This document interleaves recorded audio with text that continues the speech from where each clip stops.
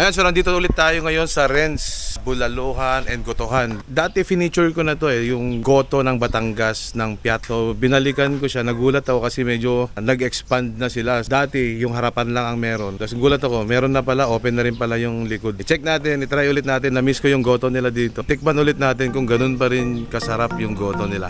Bukon siya, chikak. Tignan mo. So yan, dumating na yung order natin. Super solid, nakita nyo naman ito. Dami, punong-puno talaga. So same pa rin, makikita tayo ng sikak. Yan, yung paa. Tapos may mga laman loob, intestines, tuwalya. Tikman natin.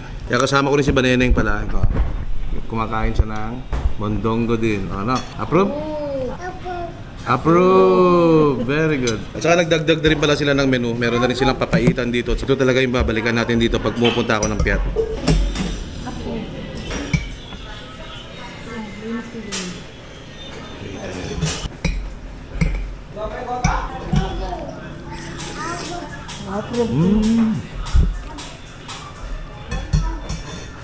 Same yung lasa, walang pinag-iba. Masarap talaga pa rin. Itong intestine. Tapos, pagka nag-serve sila dito, ang ibibigay nila sa inyo, chili garlic. Lagyan natin ng garlic, chili.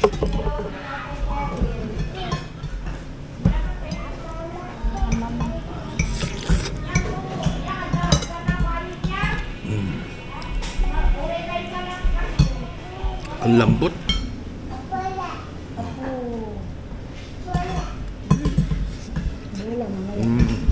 Ito yung tinatawag naming sikak dito yung paa ng nuwang or baka.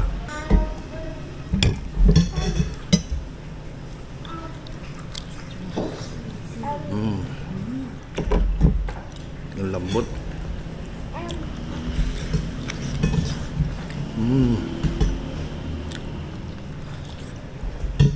Lagyan natin ng sili.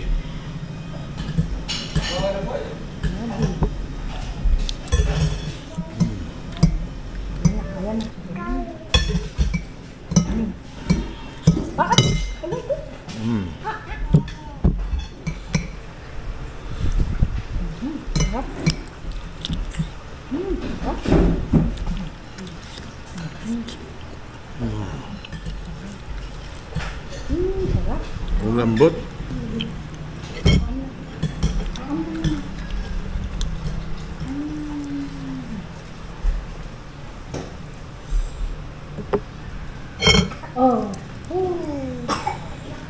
Cheers.